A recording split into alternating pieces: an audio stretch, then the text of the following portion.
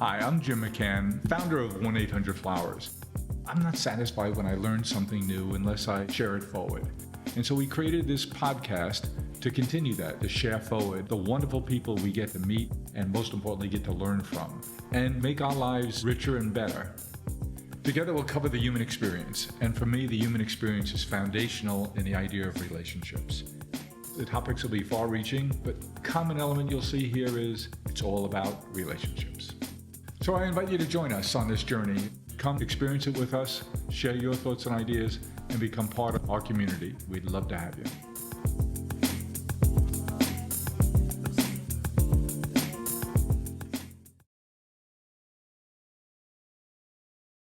In the U.S., since 1949, May is observed as Mental Health Awareness Month. As the most common health condition, 1 in 5 Americans will experience a mental illness in a given year. Today on Celebrations Chatter, we are lending special attention to mental health research, advocacy, and awareness. In this episode, we will listen to selected interviews with experts and activists, sharing their insights and perspectives on treatment, clinical research, and the conversation surrounding mental illness. Mental illness is not a far-off, abstract concept. It follows those affected by it, everywhere they are, whether in the workplace or at home. Members of our community and family suffer from mental illness, and the signs are often hiding in plain sight. In this touching story, former New Hampshire Supreme Court Chief Justice John T. Broderick Jr. shares with us how his son's struggles with mental health impacted his family and turned him into an outspoken advocate. Yeah, I'll be brief because I don't want to consume too much time, but I'm the least likely person in America to be on this call. I'm a baby boomer, not that you could have guessed that. And I grew up in a world where nobody talked about mental health. Nobody talked about it. My mother used to whisper the word cancer when I was a child. And we've come a long way, and we've got a long way to go in mental illness. I was a judge for 15 years. I was a law school dean. I now work at Dartmouth-Hitchcock. I've been very blessed in a lot of ways. I had 2 sons, 11 and 13, when my 13-year-old came down with mental health problems, which he didn't understand. How would you know that if you were feeling that way? And we didn't see it for what it was. And we didn't notice it really until we saw drinking when he was in college, but kids drink in college. But his seemed to be worse. He got a master's degree. He had trouble keeping employment. It was attributed to his drinking. We were told he was an alcoholic. And I was on the Supreme Court of New Hampshire at the time that this was now happening. And we were told we had to put him out of our house, literally out, and let him hit bottom and turn his life around. And we thought that was the only solution. And so that's what we did. It was well-intentioned, but it was the worst decision we ever could have made.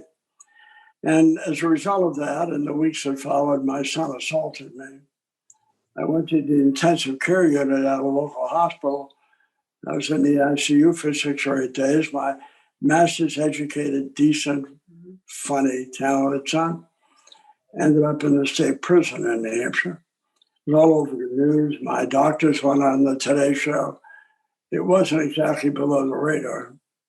And when my son got to the prison, we learned what his problems were. And it wasn't the drinking wasn't a problem, but it was more a symptom than a cause. And we were told he had very serious depression, anxiety, and panic attacks are off the charts, and that he was self-medicating. And when we learned that in that place, I remember that day pretty clearly. I knew at that moment that we had failed him, that I was the parent. I should have known something, but I didn't. And I thought mental health problems were all hopeless. I know now that's far from true. But in any event, when he was in the prison, they worked with him and turned his life around. I thought it was impossible. He hadn't had a drink in 15 years. I performed his wedding in prison. I don't recommend prison weddings, by the way, but the receptions are pretty inexpensive. That's the only plus. And the photographer was an inmate. I now have a 12-year-old granddaughter who's just beautiful. And my family is healed in a very public way. And it was very difficult. But because I'm a baby boomer, I never talked about it. I was shameful. I just didn't talk about it. And then 4 years ago, I got involved in this campaign about mental health awareness. And when asked to get involved, surprisingly, I said yes. And in the last 4 years before COVID struck, and I speak wherever I'm asked, by the way, I'm also free, so I come at a good price. I've been to 250 middle schools and high schools, spoken to 85,000 young people. And despite the opportunities I've had in my lifetime, I mean this, the work I've done the last 4 years of my life has been the most impactful and important work I have ever done. And it has opened my eyes. So I feel pretty schooled here to say to business people, I've seen your future workforce. I've hugged them. They've hugged me. 1 in 5 adolescents has a mental health problem in our country. 1 in 5. 1 in 5 adults will too. Out the kids who I see, which statistically is proven out, who are having a mental health problem aren't getting help anywhere. We do not have a mental health system in the United States, and we never will until people are willing to say, my mother, my father, my cousin, myself. That's a huge leap. We've done it with cancer, which my mother used to whisper. We've done it with HIV. We've done it with ALS. Why are we holding back? And the last thing I want to say, because I'm patiently impatient about where we are. I wish I were 40 because I devote my whole life to this, because I see it now. Everybody with a mental health problem, I don't care what it is, how old they are, they have 2 things in common. Number 1, they didn't ask for it. It's true. And number 2, they don't deserve it. That's true too. And as Mona Lisa was saying, stigma is crippling. And stigma, by the way, is not an invading force. It's everyone on this call today. We're the stigma. We're the people who are judging people who are suffering. We don't do that anywhere else. We wouldn't say to somebody with diabetes, oh, snap out of it. We say foolish things like that. Or as Mona Lisa said, our language is bad. You are mentally ill. No, you're not. You have a mental illness. We conflate the person and the illness when it comes to mental health. But it's just morally wrong what we're doing on mental health. It's always been morally wrong. And what I now realize is how many people and families are suffering. It's not the people across town with the broken shutter. It could be the CEO's son or daughter. It could be the CEO. And we're so afraid to talk about it, we penalize people. And we need to change it. And business leaders among all the people in this country have a very powerful voice for change if they want to use it. And I hope they do, because I've talked to your future employees, by the way. They have record levels of anxiety and depression. They're coming your way, and we could treat that if we had a system. Mental illness is a global issue. People all across the planet suffer from the same ailments that many in our community do, albeit for different reasons. Dr. Dan Cordaro is a psychologist and founder and CEO of the Contentment Foundation, an educational transformation organization that helps teachers and students find the joy that is already inside them. He specializes in emotional psychology, and through his work with the Universal Expression Project, Dan has traveled the world studying human behavior Here, Dan shares his experience and expertise, informed by his extensive global research. Yeah, so when I was at UC Berkeley, I did this extraordinary project. It was a miracle that I got to be involved in something like this. But we were lucky enough to get a National Science Foundation grant to do the Universal Expression Project, which mapped out the human language of nonverbal emotional expression in about a dozen cultures. Nonverbal emotional expression, not just Exactly. a pragmatic communication, but emotional expression. You got it. It's the deep-seated evolutionary basis of our emotional communication, the language of emotions that all humans speak around the world. Like if you go to a place and you can't speak the language, Yep. you can still kind of tell how people are feeling and what they're saying. And we wanted to decode what was actually going on in those interactions. So I got to travel around the world, and the culmination of this journey was going to a remote culture in the high Himalayas, one of the last remote peoples left on Earth. And through this study, we got to go there to determine whether these emotions that we were studying are biologically driven or they're culturally driven. And you found what?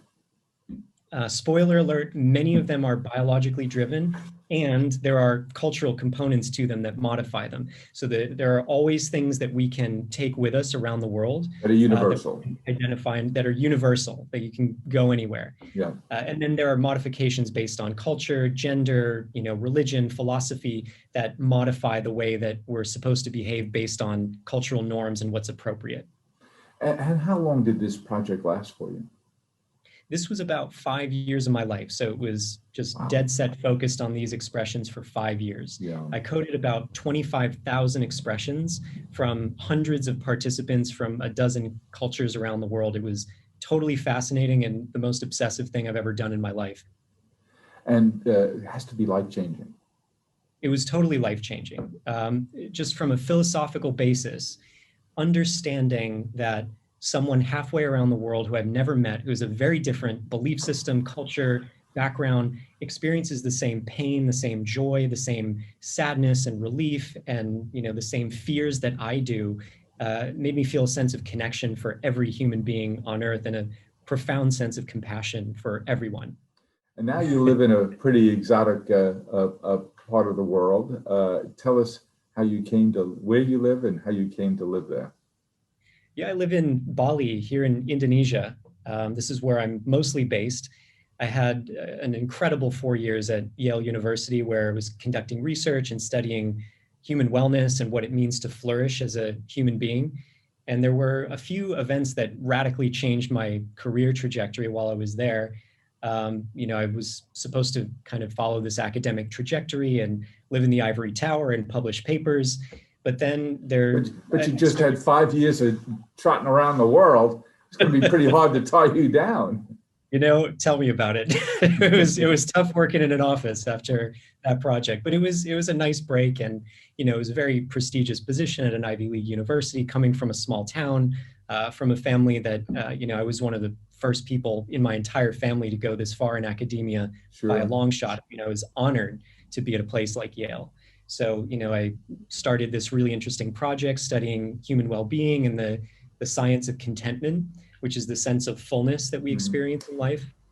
And while I was there were a few events that were happening in the country that were really pertinent to my work. There were a few school shootings. There was a lot of burnout and depression in organizations and schools. And so you have these incidents taking place in the world, which is rocking your perception of how humanity can and should exist together. And some people are very, very troubled and bringing their pain out to others. And that changes how you look at the world. Exactly. And as a well-being psychologist or somebody who is studying human flourishing, I would actually get a lot of requests from organizations, from schools, from people asking for materials. So I decided to do something a little bit different. I called my team in and we started to build out lesson plans for schools so that kids as young as 3 or 4 years old can start learning some really simple but powerful well-being practices so they can take their own wellness into their hands. And we shipped out those lesson plans. Schools loved them. They wanted more. And the project just started to build out until I found myself around a big boardroom desk with all these people, funders, technologists, school leaders, who wanted to change the face of education and provide mental health solutions to teachers and students. And we birthed the 4 Pillars of Wellbeing program that is now scaling into about 10 countries globally. And you call this project? At the time, it didn't have a name, but over time, because we were studying the 4 categories of practices that reliably lead to human health and wellness, Yes. we called it the 4 Pillars of Wellbeing. Uh-huh. And but now it's called the Contentment Project? So that the Contentment Foundation is the organization, which I'm the CEO, and the 4 Pillars is the program that we bring into schools. Okay. And tell us about the Contentment Foundation today, your 4 Pillars programs. Give us a state of play where you are. You've been at this now for 4 or 5 years of formalizing what you do within the foundation. Yeah, I know from our conversations that we've had and my conversations with Emmett that you're focusing on bringing this program to schools, grabbing young people early, teaching them the tools, giving them the tools, teach them the program where they can have better confidence in themselves, know themselves better, and be much more conscious about the people around them. So tell us about that path, Dan, how you decided this is how we spread the word, and what kind of near-term and longer-term goals have you set for yourself and for the foundation? Man, Jim, I've got to have you do my pitches from now on. That was pretty good. Well, we'll see. But yeah, we've been around for 6 years now, as a matter of fact. And, we started with absolutely nothing, just an idea to help. And now we have about 30 full-time team members. We've got schools in 10 countries around the world. We've doubled our impact twice this year because of the massive need for this work right now. So our impact is just scaling exponentially at this point. And really the goal is to bring very simple and powerful well-being practices like mindfulness, compassion, self-awareness, emotional intelligence to kids as young as 3 and adults as old as 80 or 90. We have people using the 4 Pillars who are in their 80s, who are educators. And so the goal is to get this work to 1 billion people within 1 generation's time. Because if humanity at large has access to the tools that they need to keep a healthy mind, the next generation is going to be very different than this one. They're going to have the tools to thrive through adversity. They're going to be able to understand themselves so they make better decisions for the betterment of humanity. And they'll be able to regulate their nervous system so that they are more calm and more peaceful leaders of the future, more so than our generation is. Okay, now you're getting into the nitty-gritty of it, and that's really important. Dr. Dan, have you found that there's a difference in the need based on the quote-unquote sophistication of the culture? So the primitive cultures that you've been exposed to, embedded with around the world, and the more sophisticated cultures that you grew up in, is there a different need, more need? What have you found? No, there's almost no difference, which really? was Now maybe that a shocker for me. Yeah. But just think of mental illness or mental unwellness in the same way that we think of physical unwellness. You can get a cold in the high Himalayas just in the same way you can get a cold in New York City. Right. A cold is a cold is a cold. Depression is depression. Anxiety is anxiety. Anxiety doesn't care where you live. It can show up for basically anybody. The reason why you might feel anxious will differ from culture to culture, but anxiety is an illness to be treated all the same, no matter where you are. Yeah, that really is surprising to me. I would have assumed the opposite. I would assume that the more involved, the more modern the culture, the higher the level of anxiety. I thought that too. I was totally wrong. All right, I admit I'm totally wrong. Yeah, I was totally wrong too. So, more modernization does lead to more stress, but it leads to a different kind of stress than is faced in, let's say, the developing world or the less modernized world, where, there's more anxiety around poverty and, finding the resources to survive. During the COVID-19 pandemic, health organizations reported a record rise in cases of mental illness.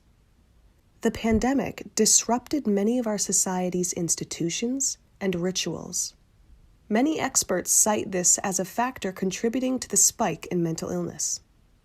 1-800-Flowers founder and Celebrations Chatter host Jim McCann sits down with Dr. Charles R. Marmar, a New York University Langone psychiatrist and researcher who specializes in post-traumatic stress disorder, to share his perspective on the effects of the pandemic on mental health and grief. So in fact, the first thing for everyone to realize is that psychiatry, the problems of psychiatry and psychology are normal, pervasive through society, and pervasive in primary care. Now, that was true before the pandemic. The population was struggling with that. And before, now? And the pandemic has dramatically accelerated. And what indicators do you see that you point to? What KPIs are you tracking that tell you it's gotten worse? Here's some very simple metrics. The number of patients presenting in psychiatric crisis to the NYU Langone General Medical Emergency Department has gone up around 100%. Wow.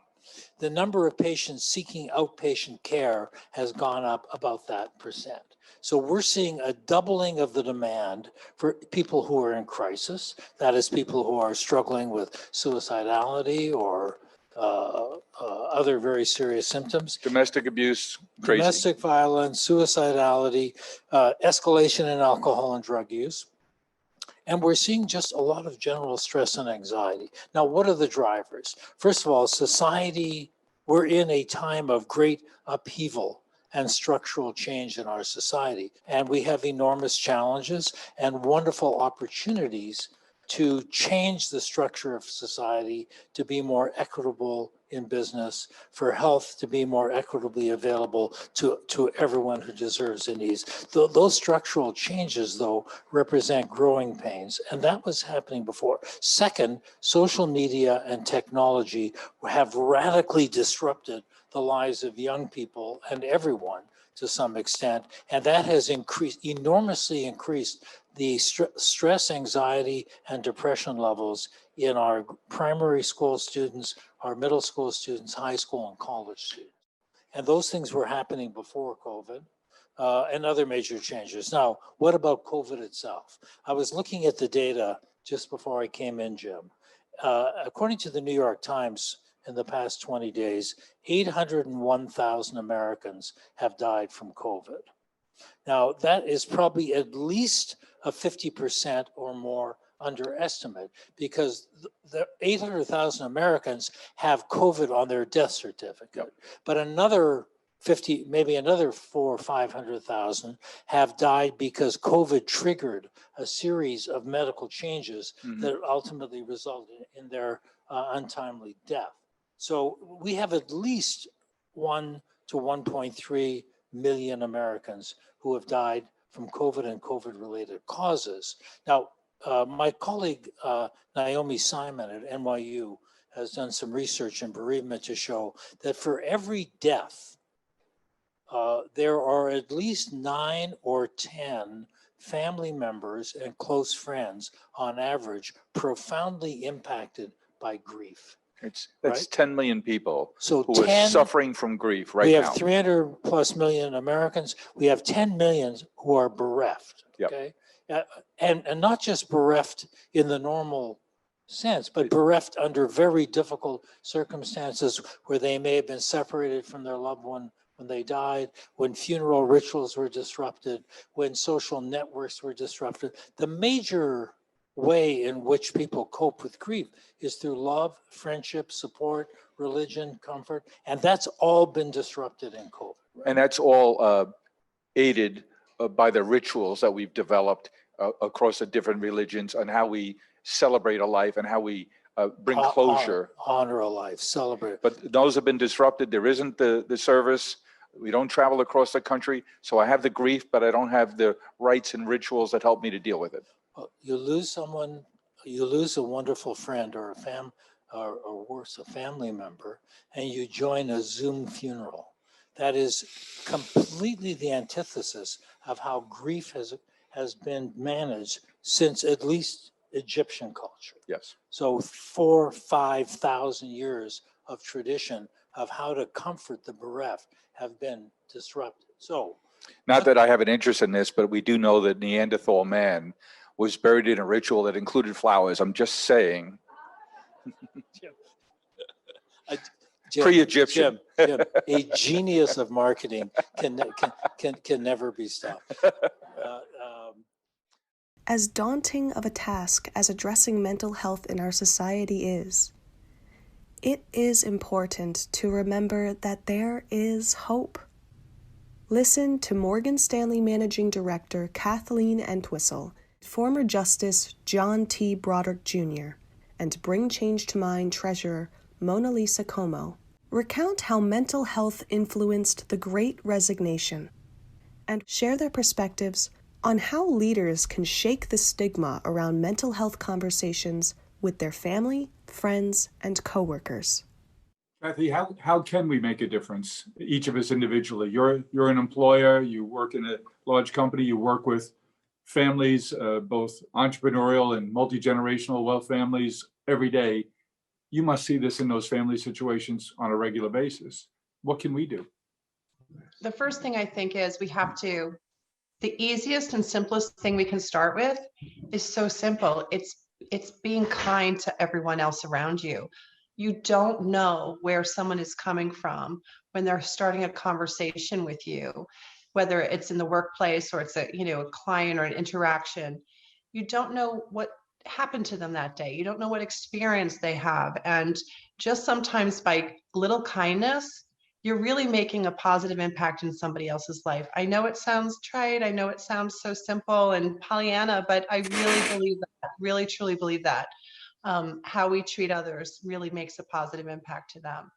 And also the conversation, having a conversation and talking about it, destigmatizing the concept, letting people know it's okay. It's normal. It's not something that's just happening to you or your family.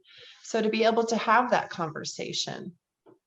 And then of course, we also have maybe family members that are going through something like that. We want to protect them and make sure that they're in good shape, financially, wellness, the right doctors, the right support, the right, situation set up for them. So having conversations with families about protecting their loved ones who are suffering from mental illness, there's ways to support that too. And some people who have mental health issues will be high functioning and they can go and get, great jobs and do things that they love and they're passionate about. And some won't be. And they're going to need our help and protection as well. So we have to plan for both. So I would say kindness, conversations, and protecting are the three things that I can think of that we as individuals can do to help. As a community, to have this conversation today is such a great way to share a concept with so many people who might not know what to do with this. The fact that John goes and speaks to students at schools, I believe students are the most at risk because there's so many things going on in their lives. There's so much pressure, there's so many different, you don't know what's going on in their home life. And to continue to have those conversations and set up safe spaces to have those conversations, whether it's at schools or in the workplace, I think is really, really important.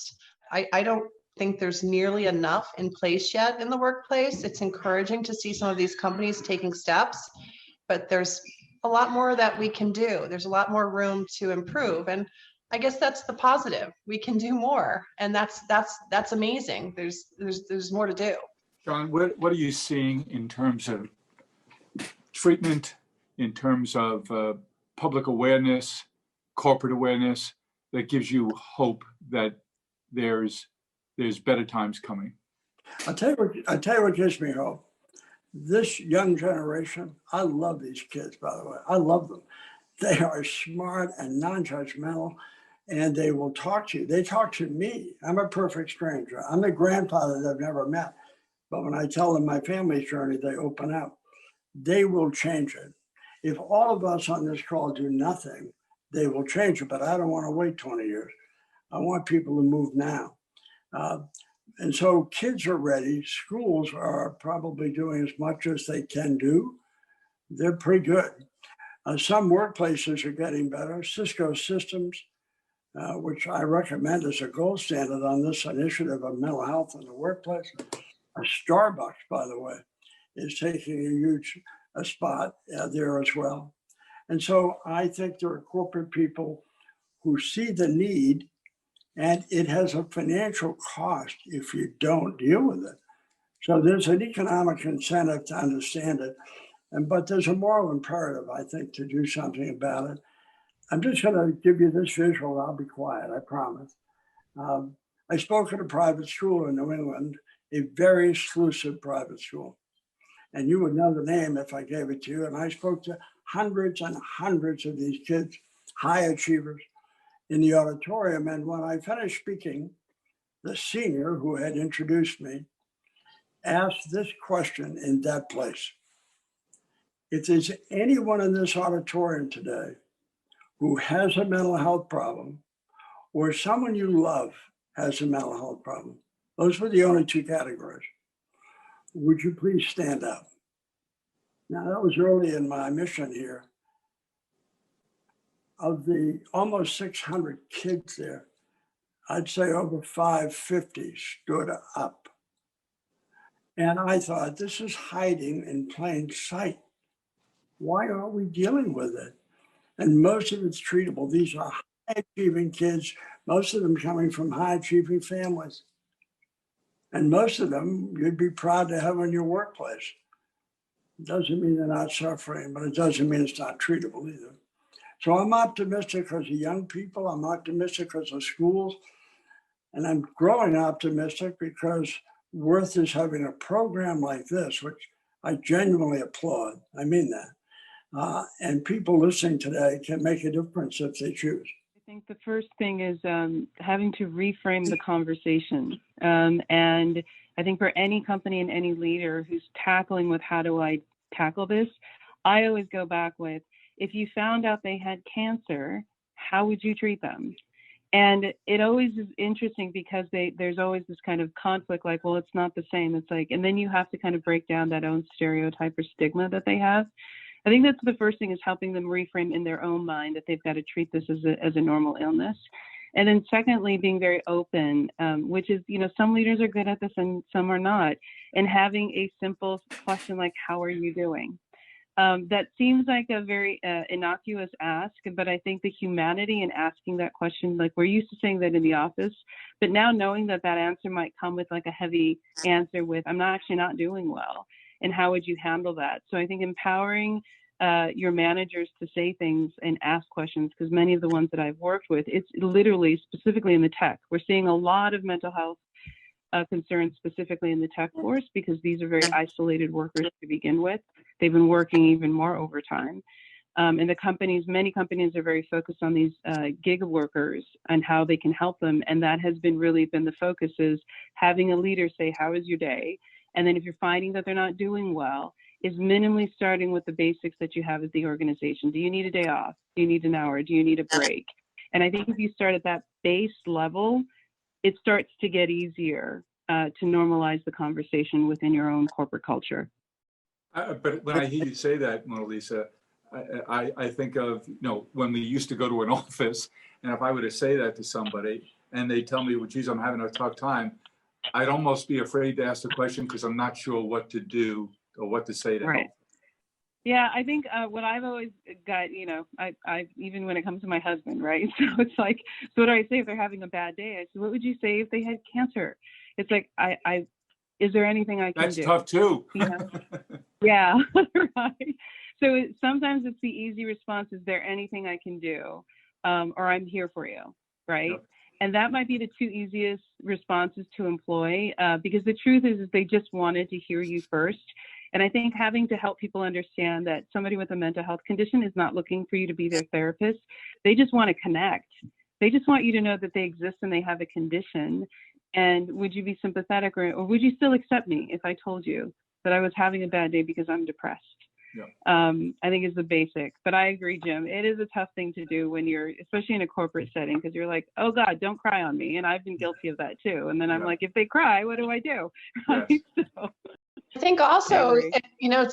but I do think that there is that stigma too, not for the person who's going through it, because how is that going to affect my growth? How is that going to affect when they're looking for that leader who's tough and, doesn't get thrown off by things? They're not going to be looking at me because they just saw me have a meltdown or they saw me have a hard time with something. So I think that it's really, really hard to get comfortable sharing that level in a corporate setting when your career and your future depends on a lot of the way you're presenting yourself. Like, that's tricky. I have never spoken so much about mental health in the workplace since COVID. And that's because more and more organizations have recognized, especially as early as March, that when their employees started to go remote, lack of sympathy and empathy for the working conditions, for the anxiety, was not tolerated by employees. And many just didn't want to be a part of an organization that was seen as cold and not addressing the anxiety that came with the entire pandemic. And so I think just trying to deal with the anxiety of the workplace has forced every company to say, okay, as a leader, we should be more empathetic. As individuals, we should be asking individual manager or associates, like, how's your day? Like, that is not something that usually happened. And more are asking when we return to work, and I've worked with several organizations in the Fortune 500 who've now said, what do we think we need to do to make them feel comfortable at work? Now, what's great about it is they're acknowledging that mental health exists. Now, the question is how far they're going to take that. And one of the primary issues I know that's coming up in this benefit season is many companies do not cover behavioral health as core health. It's considered optional, and many employees have to go out of pocket for it. So I think that's going to be something we're seeing more and more companies do. And I encourage them to do that as well. Thank you for listening to these perspectives on the mental health conversation. If you or a loved one are struggling, remember that there is always help. Access to mental health counseling and treatment has never been as widespread as it is today. And thanks to telecare appointments and mobile apps such as Talkspace and Wisdo, peer-to-peer discussion and professional appointments can be conducted from the comfort of your own home. Thank you for listening, and please remember to share it forward. The first step to addressing mental illness is opening up the conversation. Well, I hope you enjoyed what you heard, and I know I'll be sharing it forward. I hope you get to as well. Let's keep the conversation going. Follow me along on Twitter at Jim1800Flowers and on LinkedIn at Jim McCann. Hope to talk to you soon. Thank you for listening to Celebrations Chatter. You can join our community by reaching out at chatter@celebrations.com. And while you're at it, tell us what topics you'd like us to explore here on the Celebrations Chatter podcast. Thank you for listening, and don't forget to share it forward.